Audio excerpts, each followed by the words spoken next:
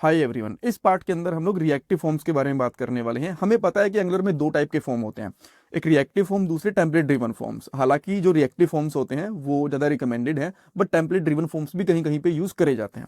सो इस पार्ट के अंदर सबसे पहले मैं ये बताऊंगा कि रिएक्टिव फॉर्म्स आपको कहाँ पे यूज़ करने चाहिए और कहाँ पे यूज़ नहीं करने चाहिए। एक और इंपॉर्टेंट चीज़, रिएक्टिव फॉर्म एक काफ़ी कॉम्प्लेक्स टॉपिक है। इसके अंदर आप लोग फॉर्म कंट्रोल यूज़ कर सकते हो, फॉर्म ग्रुप यूज़ कर सकते हो, वैलिडेशन भी यूज़ कर सकते हो, बहुत सारी चीज़ें होती हैं। सारी चीज़ें एक पार्ट में कवर नहीं हो पाएंगी। यहाँ पे हम लोग रिएक्टिव फॉर्म्स के बेसिक समझेंगे, देन एक और पार्ट आएगा जहाँ पे हम लोग फॉर्म ग्रुप वैलिडेशन वगैरह बाकी सारी चीज़ों को भी कवर करने वाले हैं। ऑलराइट, सबसे पहले मैं आपको बताऊंगा रिएक्टिव फॉर्म्स का आपको कहाँ पे यूज करना चाहिए। देन हम लोग कुछ इनपुट फील्ड्स बनाएंगे। हाँ, यहाँ पे हम लोग पूरा फॉर्म नहीं बनाने वाले, जैसे फॉर्म टैग होता है, देन उसके अंदर हम लोग मेथड यूज करते हैं, एक्शन यूज करते हैं, वो सारी चीजें नहीं। बस कुछ इनपुट फील्ड्स लेंगे, उनके साथ जो रिएक्टिव फॉर्म होता है उसको मैं आपको यूज करके दिखाऊंगा। बिकॉज रिएक्टिव फॉर्म अगर आप लोग चाहो तो पूरे फॉर्म के साथ यूज कर लो, चाहो तो आप लोग नॉर्मल इनपुट फील्ड्स के साथ भी यूज कर सकते हो। सो नॉर्मल इनपुट फील्ड्स के साथ हम लोग पहले यूज करके देखेंगे इसको। देन हम लोग रिएक्टिव फॉर्म्स को इंपोर्ट करेंगे। देन देन हम लोग रिएक्टिव फॉर्म से कुछ मॉड्यूल वगैरह होते हैं उनको इंपोर्ट करेंगे, वैल्यूज को कैसे गेट करते हैं, कैसे अपडेट करते हैं, कैसे सेट करते हैं, ये सारी चीज़ें देखेंगे। इंटरव्यू क्वेश्चन डिस्कस करने वाले हैं। नोट्स, कोड, प्लेलिस्ट का लिंक आपको डिस्क्रिप्शन बॉक्स में मिल जाएगा। सो पहले क्वेश्चन पे चलते हैं कि रिएक्टिव फॉर्म्स का यूज आपको कब करना चाहिए। जब आपके पास कॉम्प्लेक्स फॉर्म होते हैं या फिर काफी बड़े फॉर्म होते हैं, या फिर आपको इनपुट फील्ड पे ज्यादा कंट्रोल चाहिए होता है वैलिडेशन वगैरह के लिए, तब आपको रिएक्टिव फॉर्म्स का यूज करना चाहिए। अब मान लो आपके पास एक ही इनपुट फील्ड है, तो उस केस के अंदर आपको रिएक्टिव फॉर्म यूज करने की जरूरत नहीं है। या तो आप लोग टेम्पलेट ड्रिवन फॉर्म यूज कर लो, या फिर डायरेक्टली इनपुट फील्ड की वैल्यू को गेट कर लो। बट मान लो आपके पास 10-12 इनपुट फील्ड्स हैं, देन आपको जो वैलिडेशन लगानी है वो माइट बी होवर पे लगानी है, फोकस पे लगानी है। देन आपको जो वैलिडेशन लगानी है वो फोकस पे, ब्लर पे, क्लिक पे, बहुत सारे तरीके से लगानी है। तब आप लोगों को रिएक्टिव फॉर्म का यूज करना चाहिए। अब कोड पे चलते हैं और इसको इंप्लीमेंट करके देखते हैं। सबसे पहले मैं यहाँ पे एक नॉर्मल प्रॉपर्टी लेता हूँ, ईमेल। और ये मैं सिग्नल नहीं लूंगा, बिकॉज सिग्नल भी आप लोग चाहो तो यूज कर सकते हो, बट वो भी एक्सपेरिमेंटल है। मैं आपको बताऊंगा एक दो पार्ट के बाद में कि आप लोग सिग्नल कैसे यूज कर सकते हो, वो भी टॉपिक आएगा। बट अभी के लिए नॉर्मल प्रॉपर्टीज के साथ देखो। सो मैंने यहाँ पे ईमेल ली, देन मैं यहाँ करता हूँ न्यू फॉर्म कंट्रोल। जो ये फॉर्म कंट्रोल होता है ना, इस प्रॉपर्टी को इनपुट फील्ड से बाइंड करने के काम में आता है। कैसे, अभी आपको पता चलेगा। और यहाँ पे आप लोग इसको एज अ फंक्शन यूज करोगे। बाय डिफॉल्ट कोई वैल्यू देना चाहते हो तो यहाँ पे वैल्यू दे सकते हो, जैसे कि माइट भी आपको कोई डिफॉल्ट ईमेल आईडी देनी है तो वो दे सकते हो। अदरवाइज आप इसको एम्प्टी भी छोड़ सकते हो। ठीक है, सेम इसी तरीके से मैं यहाँ पे एक पासवर्ड भी ले लेता हूँ। तो मैं यहाँ पे करता हूँ पासवर्ड, देन इसको भी हम लोग एम्प्टी छोड़ देते हैं। नाउ हम लोग app.html वाली फाइल पे चलते हैं, और यहाँ पे फॉर्म का यूज नहीं कर रहा, बिकॉज फॉर्म का यूज करने के लिए आपको एक्स्ट्रा हैंडलिंग वगैरह करनी होती है, एंड जी सबमिट इवेंट वगैरह लगाने होते हैं, वो हम लोग नेक्स्ट वाले पार्ट में देखेंगे। यहाँ पे बेसिक्स अंडरस्टैंडिंग ले रहे हैं, तो यहाँ मैं डायरेक्टली इनपुट फील्ड लूंगा। तो मैंने यहाँ पे एक इनपुट फील्ड ली, यहाँ पे मैंने प्लेस होल्डर डाल दिया, एंटर ईमेल। ठीक है, देन इसको चाहो तो क्लोज कर लो, और यहाँ पे मैं दो BR टैग लगा देता हूँ। आप लोग यहाँ पे CSS का यूज कर सकते हो स्पेस वगैरह देने के लिए। देन सेकंड चीज मैंने यहाँ पे ले ली पासवर्ड, और यहाँ पे मैं ले लेता हूँ एंटर पासवर्ड। ठीक है, देन उसके बाद में एक बटन ले लो आप, मैं एक बटन ले लेता हूँ, और इसका नाम यहाँ पे कर देता हूँ लॉगिन, ऐसे कर देता हूँ यहाँ पे। ठीक है, सिंपल है, कोई दिक्कत नहीं है। अगर आप यहाँ पे आके चेक करोगे आपको बहुत ही बेसिक सा एक फॉर्म दिख गया। नाउ इन इनपुट फील्ड्स को बाइंड करना है, तो आपको यहाँ पे प्रॉपर्टी बाइंडिंग के लिए हम लोग ये स्क्रिप्ट बेसिस यूज करते हैं। आप लगाना है फॉर्म कंट्रोल, और इसके अंदर आपको नाम दे देना जो भी आपने लिया था, जैसे ईमेल लिया था हम लोगों ने यहाँ पे। अब ये बाइंड हो चुकी है। अच्छा, एक चीज और, जो फॉर्म कंट्रोल होते हैं नॉन प्रॉपर्टी नहीं है ऐसा बोल रहा है, तो यहाँ पे आपको चीज करनी पड़ेगी। जो इंपोर्ट्स होते हैं ना, यहाँ पे आपको रिएक्टिव रिएक्टिव फॉर्म मॉड्यूल इनका यूज करना होता है। इस तरीके से आप देख सकते हो।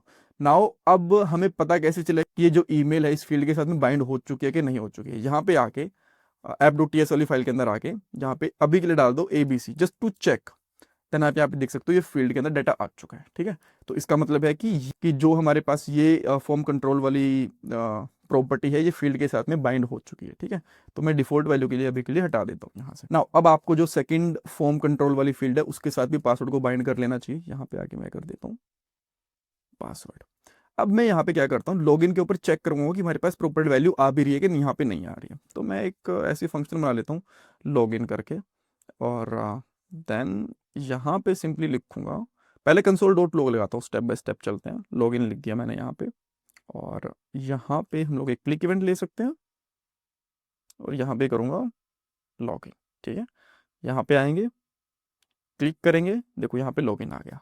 नाउ अब हम लोग यहाँ पे क्या कर सकते हैं, this dot email dot value, ठीक है, नॉट वैलिड वैल्यू, ठीक है, यहाँ पे जा गया। देन इसी तरीके से this dot password dot value, ये दो चीज़ें आ चुकी हैं। देन इस पे हम लोग क्लिक करेंगे तो अभी के लिए कुछ भी नहीं आया, एम्प्टी है, बिकॉज कुछ हम लोगों ने एंटर नहीं करा। अगर मैं यहाँ पे एक ईमेल आईडी डाल देता हूँ और यहाँ पे मैं पासवर्ड डाल देता हूँ 12345, लॉग इन करता हूँ, तो देखो मेरे पास ईमेल आईडी और पासवर्ड दोनों आ गए। तो यहाँ पे मैं गेट कर पा रहा हूँ। अब मान लो आप इनको प्रिंट भी करवाना चाहते हो इसके नीचे, वैसे तो हम लोग ये प्रिंट करवाते नहीं है, बट मान लो आप प्रिंट करवाना चाहते हो, तो मैं यहाँ पे एक यूएल लेता हूँ, यूएल के अंदर एक एल और एल के अंदर एक और एल ले लूँगा यहाँ पे। देन थोड़ा सा यहाँ पे स्पेस देने के लिए बी आर टैग, और यहाँ पे कर देंगे ईमेल, और यहाँ पे हम लोग कर देंगे ईमेल डॉट वैल्यू।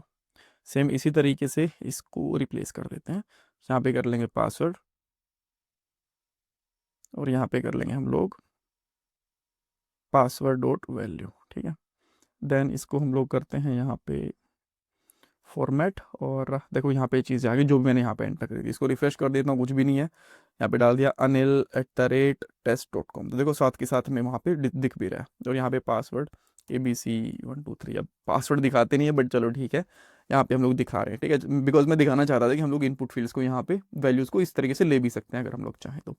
ना अब आप चाहते हो कि इनको रीसेट करवा दूँ, रीसेट का बटन भी होना चाहिए। ठीक है, देन मैं यहाँ पे एक और बटन बनाता हूँ जिसका नाम यहाँ पे रखता हूँ रीसेट, और इसके फंक्शन का नाम भी हम लोग रीसेट रख सकते हैं। ठीक है, तो जैसे मैंने एक लॉगिन वाला फंक्शन बनाया था, इसी तरीके से मैं यहाँ पे लिख लेते हैं रीसेट, और रीसेट के अंदर सिंपली हम लोग करेंगे this dot email dot set value, और यहाँ पे हम लोग कर देंगे खाली छोड़ देंगे इसको, राइट, बिकॉज हमें रीसेट करवानी है। देन सेम हम लोग पासवर्ड के लिए भी कर देंगे। देन यहाँ पे आते हैं, और यहाँ पे कर दूंगा मैं abc@test.com, पासवर्ड 12345 डाल दिया। रिसेट पे क्लिक करूंगा, देखो ये गायब हो गया। तो इस तरीके से आप लोग चाहो तो इनको रिसेट भी करवा सकते हो। प्रीफिल लेके आनी ये मैं आपको बता चुका हूँ, जैसे कि लेट से default@test.com ये डालना चाहते हो, पासवर्ड भी मान लो आप डिफॉल्ट दिखाना चाहते हो एक बार के लिए, तो ठीक है, तो यहाँ पे आप देख सकते हो जो डिफ़ॉल्ट चीज़ थी ये भी आगे। अगेन इसको रीसेट करूँगा, रीसेट हो जाएंगे। ठीक है, सबमिट पे क्लिक करूँगा, हमें डाटा मिल जाएगा, बट कुछ डाटा है नहीं, जैसे मैंने आपको बताया। देखो अब यहाँ पे डाटा आ भी जाएगा। सो हम लोगों ने सारी चीज़ें देख ली कि कैसे हम लोग इनपुट फील्ड्स के साथ में रिएक्टिव फॉर्म को यूज़ कर सकते हैं, वैल्यू को गेट करना, सेट करना, रीसेट करना, ये सारी चीज़ें। देन इंटरव्यूज़ के अंदर आपसे पूछ सकते हैं रिएक्टिव फॉर्म्स आप लोग कहाँ पे यूज़ करोगे, कैसे एक फील्ड की वैल्यू को गेट करोगे या फिर सेट करोगे, या फिर आपसे भी पूछ सकते हैं कि एम्प्टी कैसे करोगे। ये कुछ बेसिक क्वेश्चन बनते हैं, राइट। और आने वाले पार्ट के अंदर हम लोग वैलिडेशन वगैरह को भी अप्लाई करके देखेंगे। Thank you so much for watching this part, and please channel को सब्सक्राइब करना, बिकॉज ये आपके लिए फ्री ऑफ कॉस्ट है, बट इससे मुझे बहुत मोटिवेशन मिलता है, आपके लिए और वीडियोज़ को लेके आता रहता हूँ। सो प्लीज़ चैनल को सब्सक्राइब करना, वीडियो को लाइक करना, कमेंट सेक्शन में फीडबैक देना, और जो कोड है वो आपको thecodingskills.com पे मिल जाएगा। यहाँ पे जाना है आपको, 10 कोर्सेज पे जाना है, सारे के सारे कोर्सेज का लिंक यहाँ पे मिल जाएगा, और लिंक मैंने डिस्क्रिप्शन बॉक्स में भी डाल दिया है इस कोर्स का, जो ये वाला कोर्स है ना, रिएक्ट 21 ट्यूटोरियल वाला, तो इसका लिंक मैंने डिस्क्रिप्शन बॉक्स में डाल दिया। वहाँ पे आपको सारा कोड, नोट्स वगैरह सब कुछ अवेलेबल करवा दिया गया। ओके, और अगर आप लोग मेरे से टॉपमेट पे कनेक्ट करना चाहते हो तो डेफिनेटली वो भी कर सकते हो।